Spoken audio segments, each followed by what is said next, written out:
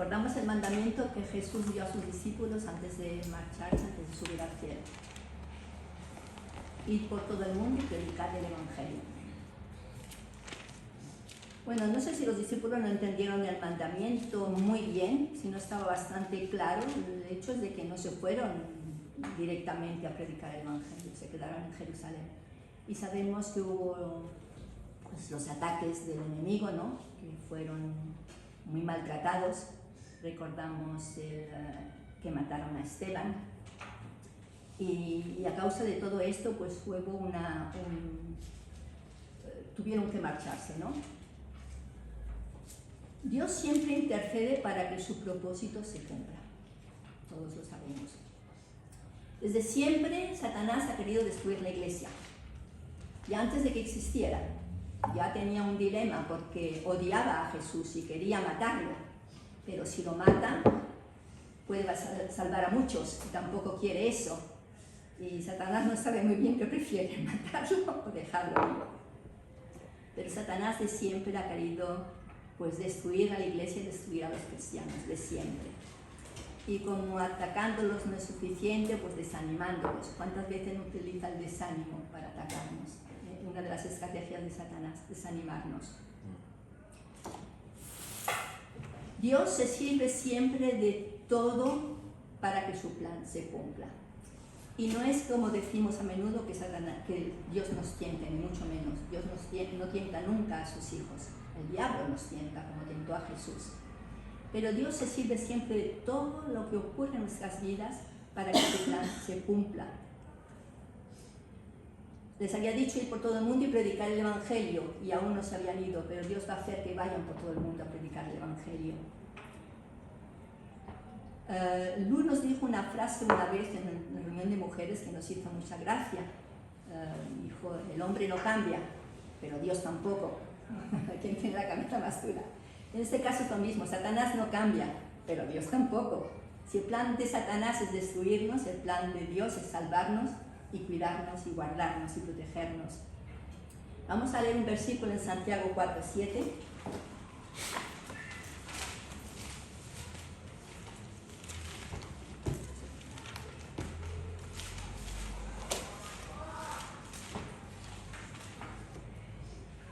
Es un versículo que me ha llamado la atención, lo discutía con mi esposo, lo discutía también con mi hermano. Conocemos este versículo todos, pero la segunda parte, si os digo, si os digo, resistid al diablo y huirá de vosotros. ¿Quién no sabe esto? ¿Quién no ha escuchado este versículo? Resistid al diablo y huirá de vosotros. Todos sabemos esta parte, pero muy pocas veces citamos la primera parte del versículo, que dice, que nos quiere leer, someteos pues a Dios, resistir al diablo y huirá de vosotros. No podemos resistir al diablo si no nos sometemos a Dios, es imposible. Por nuestras propias fuerzas queremos someternos, queremos resistir al diablo, sabemos que no es posible. Debemos empezar sometiéndonos a Dios. Desde el principio, como decíamos, el Satanás ha querido engañar al hombre. Y recordamos ya en el jardín de Edén. Con que Dios les ha dicho que no comáis, sí, pero no ha querido decir esto, ha querido decir otra cosa. Siempre lo mismo. Dios os ha dicho que vayan a predicar el Evangelio, sí, pero no ha querido decir esto, ha querido decir otra cosa. ¿Cuántas veces arreglamos los mandamientos del Señor como nos convienen? Y sí, en la palabra de Dios dice esto, pero en realidad ha querido decir esto o quiere decir otra cosa. Satanás no cambia. Desde el principio quiere destruir al hombre. Pero Dios tampoco cambia y desde el principio Dios busca al hombre. Satanás consiguió engañar a Adán y a Eva y se escondieron y Dios los busca. ¿Dónde estás? ¿Dónde estás? Dios siempre busca al hombre. La palabra de Dios nos enseña que no hay quien busque a Dios. No hay ni siquiera uno. Nadie busca a Dios, pero Dios sí busca al hombre. La última palabra siempre la va a tener Dios. Y Dios siempre va a intervenir para que su propósito se cumpla. Y en este caso lo hace por medio de la persecución. Los cristianos son perseguidos y tienen que huir. Y 5.000, recordamos que se convirtieron una vez y 8.000 otra vez. Todos esos cristianos que tienen que marcharse de Jerusalén, pues van a ir predicando el Evangelio. Como decía Maggie, ya sea testificando ya sea por sus vidas, pero demostrando algo, y el Evangelio va a ser expandido de esta manera. Como el diablo no consigue destruir la iglesia por medio de los ataques ni por medio de la persecución, ahora va a adoptar una nueva estrategia, porque los cristianos han sido esparcidos, han sido perseguidos, pero eso no ha impedido que continúen predicando el Evangelio. Ahora, ¿cuál es esta nueva estrategia? Podemos, antes de que veamos esto, con muy buenas intenciones, estar equivocados. Y no se queramos forzosamente o deliberadamente desobedecer a Dios, pero a veces no entendemos lo que Dios dice y nos equivocamos. Y encontramos un primer caso ya en Pablo, en 1 Corintios 15:9.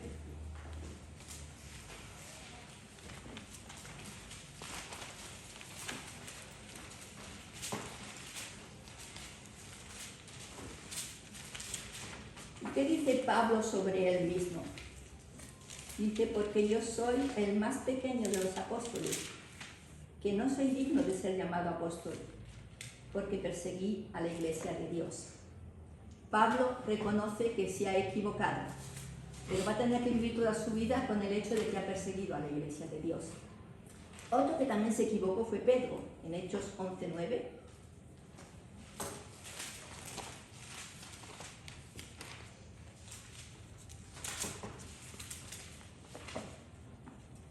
Entonces la voz me respondió del cielo por segunda vez, por si no lo has escuchado bien. Lo que Dios limpió, no lo llames tú común. Pedro, el apóstol de Jesucristo. Pero como yo no como de eso. Yo no hago esto. Como yo no me junto con aquellos. Yo soy mejor, yo soy más espiritual. Y Dios tiene que decirnos, cuidado, Pedro, te estás equivocando, no has entendido. No has entendido. El gran Pedro no había entendido. Y puede ocurrir que no entendamos, y no que queramos desobedecer deliberadamente a Dios, pero no entendemos bien. Ahora, ¿cuál es esta nueva estrategia de Satanás? Vamos a ir a Hechos, que es lo que estamos estudiando con las mujeres. Hechos 8. Y vemos que aquí Felipe predica el Evangelio. Hechos 8, 4-6. Los que fueron esparcidos iban por todas partes anunciando el Evangelio. Entonces Felipe, descendiendo a la ciudad de Samaria, les predicaba a Cristo, y la gente unánime escuchaba atentamente las cosas que decía Felipe, oyendo y viendo las señales que hacía.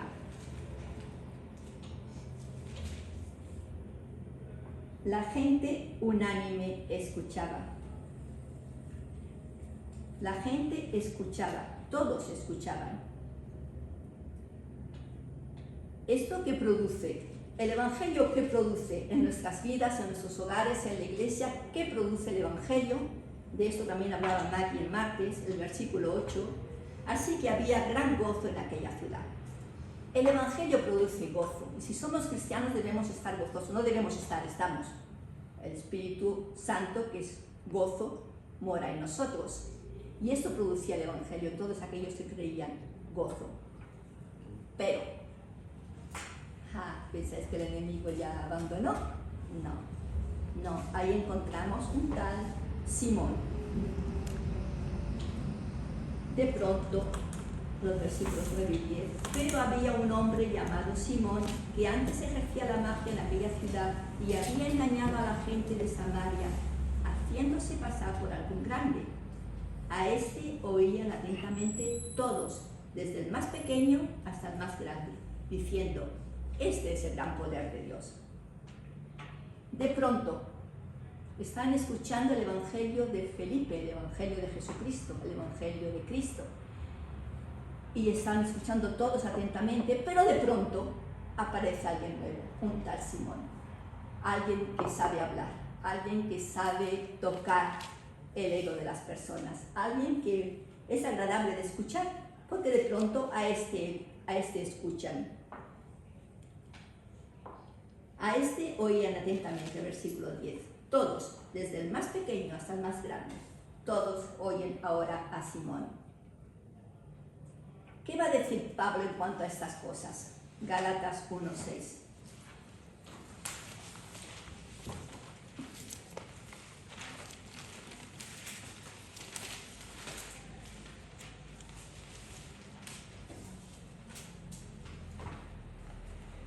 Estoy maravillado, dice Pablo.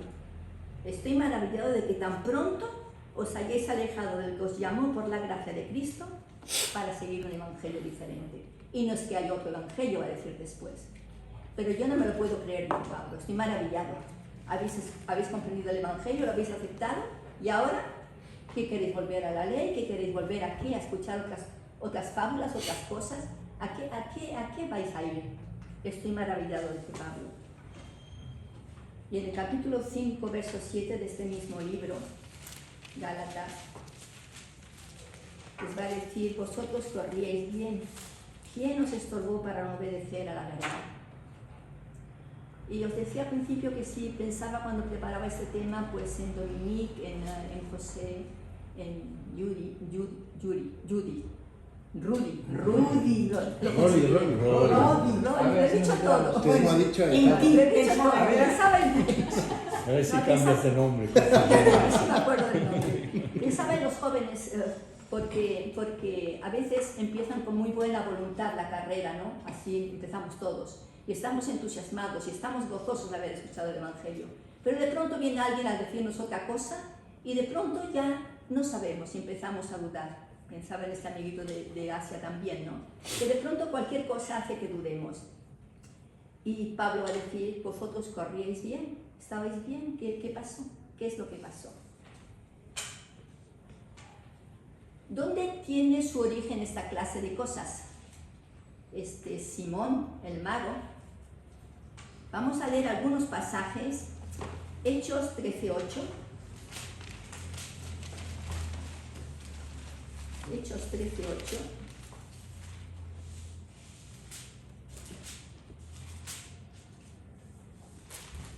Bueno, ya en el versículo 7 vemos que el procónsul Sergio Paulo llamó a Bernabé y a Saulo deseando oír la palabra de Dios.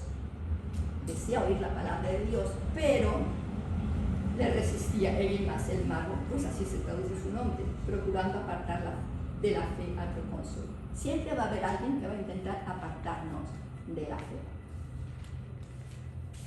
Leemos también el capítulo 16, verso 16.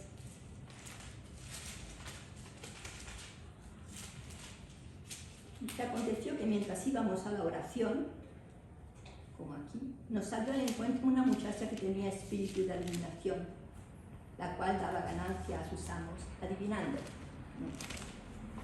La magia, la adivinación, el 19:13, capítulo 19, verso 13. Dice: pero algunos de los judíos exorcistas ambulantes intentaron invocar el nombre del Señor Jesús sobre los que tenían espíritus malos, diciendo: os conjuro por Jesús, el que predica Pablo. Y los espíritus van a decir: a Pablo conocemos, pero tú quién eres. Satanás está usando una estrategia diferente.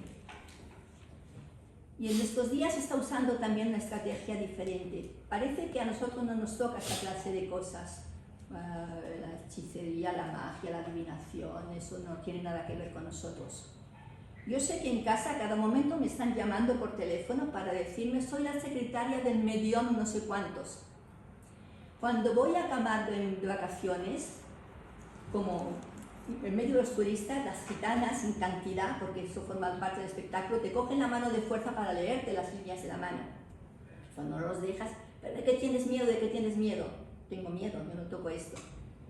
Está muy de moda. Satanás está utilizando esto otra vez. Está utilizando esto otra vez. ¿Por qué es malo? Porque lo dice la palabra de Dios y lo vamos a ver. Eso está claramente en oposición con la voluntad de Dios. Está muy de moda también los horóscopos. ¿Quién no conoce su signo astral? Pero muchos los leen, los consultan, los consultan. Y yo exacto. Y yo conozco personas, y tengo una amiga con quien voy de vacaciones constantemente, que se dice cristiana, que se dice creer en Dios, y de hecho cree en Dios, me imagino que sí, pero que no ve qué malo tiene. Y podemos ser una cosa y ser también la otra. Deuteronomios 18, 9 a 14.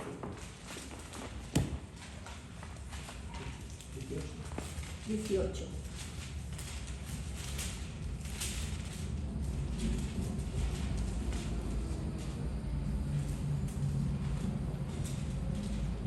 no podemos tocar esta clase de cosas. Dios dice a su pueblo, cuando entres a la tierra que Jehová tu Dios te da, no aprenderás a hacer según las abominaciones de aquellas naciones. Cuando entres a la tierra que Jehová tu Dios te da, Dios los ha sacado de Egipto para crearse un pueblo y van a entrar a la tierra prometida. Nosotros, Dios nos ha sacado de Egipto, nos ha sacado del mundo, y los creyentes, aunque estamos aún en este mundo, somos un pueblo aparte y ya hemos entrado en esa tierra prometida, aunque no físicamente, pero ya estamos. Y nosotros no podemos hacer como los demás pueblos y como hacen los demás. No se hallado en ti quien haga pasar a su hijo o a su hija por el fuego, ni quien practique adivinación. Claro, a su hijo o su hija pasar por el fuego, eso nos ocurriría, ¿no? Aquí nos enseñaba una estatua también de ese dios Moloch, enorme, con los brazos así, y le ponían fuego y lo quemaban a rojo vivo y ahí ponían a los bebés para ofrecérselos. Esa clase de cosas no las hacemos. Pero justo en el mismo pasaje está, no se hallado en ti quien haga pasar a su hijo o a su hija por el fuego, ni quien practique adivinación, ni agorero, ni sortilego, ni hechicero, ni encantador, ni adivino, ni mago, ni quien consulte a los muertos, porque es abominación para con Jehová cualquiera que hace estas cosas. Y por esas abominaciones Jehová tu Dios echa estas naciones delante de ti. Perfecto serás delante de Jehová tu Dios, porque estas naciones que vas a heredar a agoreros y adivinos oyen, mas a ti no te ha permitido esto, Jehová tu Dios. Estas naciones que vas a heredar, estas personas que vas a conquistar para Cristo, porque se habla de predicar el Evangelio, y esas personas que van a entrar a este nuevo reino, esas personas, a nosotros no se nos está permitido hacer estas cosas. Eso lo hace el mundo, nosotros no. Y hay que decirlo claramente, porque como no lo decimos, hay una mezcla, y sobre todo en los jóvenes, y en los jóvenes en la fe también, que no saben lo que está bien y lo que está mal. Vamos a leer otro pasaje que quizás no quiero ofender a nadie, pero es importante que lo leamos. Levíticos 19. Levíticos 19, 28, 31, porque si no sabemos las cosas, las sabemos, las hacemos por ignorancia, como hacía Pablo persiguiendo a los cristianos. Levíticos 19, 28 a 31. Génesis, Éxodo, Levítico. El tercer libro de la Biblia. Dios está dando leyes a su pueblo para que sea un pueblo diferente, un pueblo aparte. Y aquí dice 28. Levíticos 19, Ajá. 28 y 31. El 28 dice, y no haréis rasguños en vuestro cuerpo por muerto, ni imprimiréis en vosotros señal alguna, yo, Jehová. Me ha chocado ver en la playa, en las vacaciones, los cuerpos de las personas. Me ha chocado. Me ha chocado. Pero nos acostumbramos. Eso lo hace el mundo, pero es que los cristianos también nos hacemos tatuajes ahora. Y no quiero chocar a nadie, ni juzgar a nadie, pero esas cosas ya no nos pertenecen. Y la Biblia, la palabra de Dios dice claramente, no haréis esas cosas en vuestro cuerpo, no haréis rasguños en vuestro cuerpo y no haréis tatuajes. No imprimiréis en vosotros señal alguna. Y a veces decimos, sí, pero lo que está hecho, sí. Pero es necesario que lo sepamos, porque si no lo decimos, van a continuar haciéndolo. Y después, ¿qué decimos? No tenías que haberlo hecho, pero nadie me lo ha dicho. Yo soy la primera porque mi hija también tiene tatuajes y mis sobrinos cuando los vi en el último cumpleaños, no puede ser, pero ¿cómo podemos decir los cristianos hacer estas cosas? ¿Dónde está la diferencia?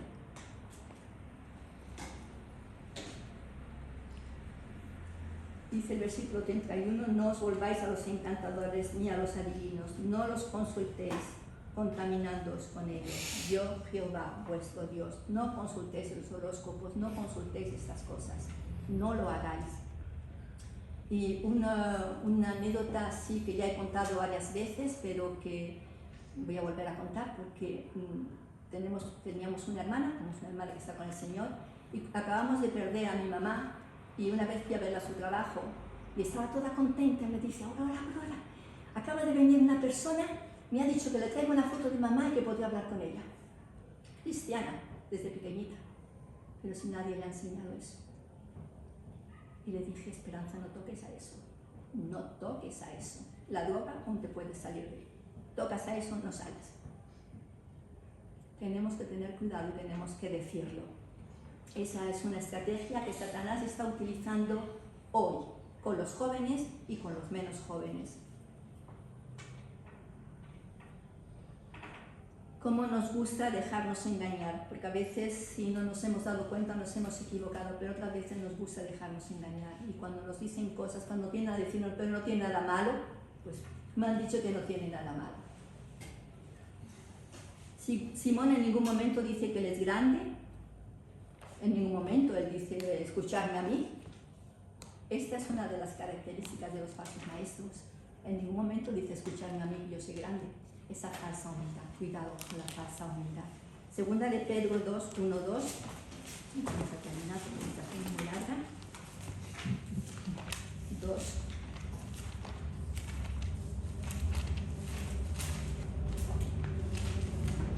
Pero hubo también falsos profetas entre el pueblo, como habrá entre vosotros falsos maestros, que introducirán encubiertamente herejías destructoras y aún negarán al Señor que los rescató, atrayendo sobre ellos destrucción repentina. Hubo también falsos profetas en el pueblo, y así como hubo falsos profetas en el pueblo en aquella época, habrá entre vosotros falsos maestros. Cuidado, porque todo el que se dice maestro no es. Hay falsos maestros y tenemos que tener cuidado. No cabe duda que Simón tenía mucho público, lo hemos leído, que todos lo escuchaban, desde el más pequeño hasta el más grande. Le consideraban un hombre lleno del poder de Dios. Y Simón consigue engañarlos en verso 11 y le estaban atentos porque con sus artes mágicas les había engañado mucho tiempo. Nos gusta dejarnos engañar, hay cosas que nos gusta escuchar y nos dejamos engañar. Y aquí yo tuve una sorpresa, porque yo de pronto, leyendo el pasaje, llego al versículo 13 y digo, también creyó Simón mismo y habiéndose bautizado estaba siempre con Felipe. ¡Ay, qué bien! Simón creyó y se hizo bautizar. ¡Qué bien! El Evangelio ha llegado a Simón. Y si continuamos leyendo, pues vemos que no. Simón creyó sí, pero ¿qué creyó Simón? Santiago 2:19, vemos lo que creyó Simón.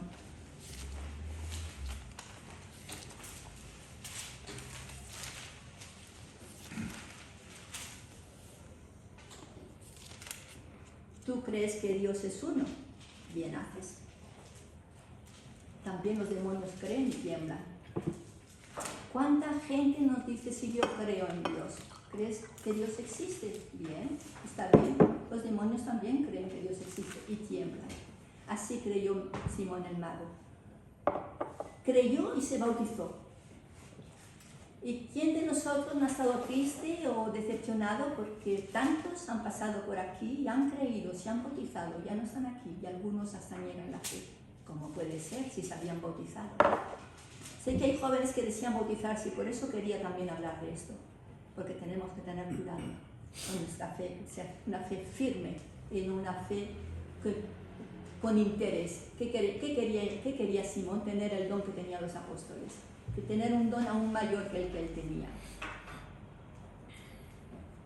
Su corazón era recto delante de Dios y esta es otra estrategia de Satanás. Otra estrategia de Satanás es: no es necesario que cambies.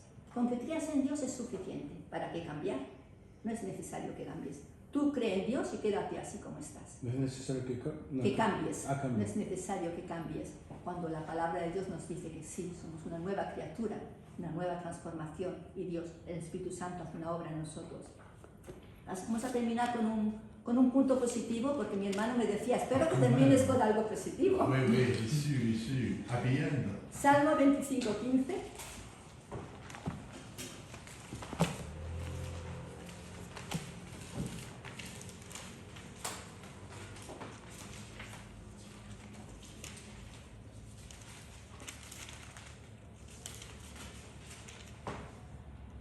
No, 25:5, perdón.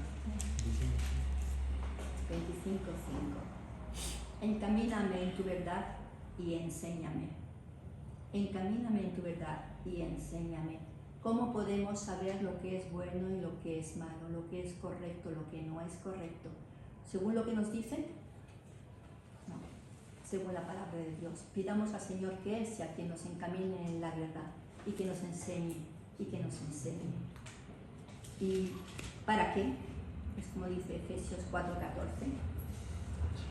Nos paseamos en toda la Biblia también. Bueno, toda la Biblia. Toda la Biblia. Efesios 4:14. ¿Para qué pedimos al Señor que nos encomiende, que nos guíe en su verdad? ¿Quién lo lee? Para que ya no seamos niños fluctuantes llevados por doctrinas de todo viento de doctrina, por estratagema de hombres que para engañar emplean con astucia las artimañas del error. Para que ya no seamos niños, fluctuantes, llevados de aquí para allá. Para que ya no nos dejemos engañar. Para eso tenemos que pedir al Señor que Él nos enseñe y que nos encamine. Y en su palabra vamos a encontrar.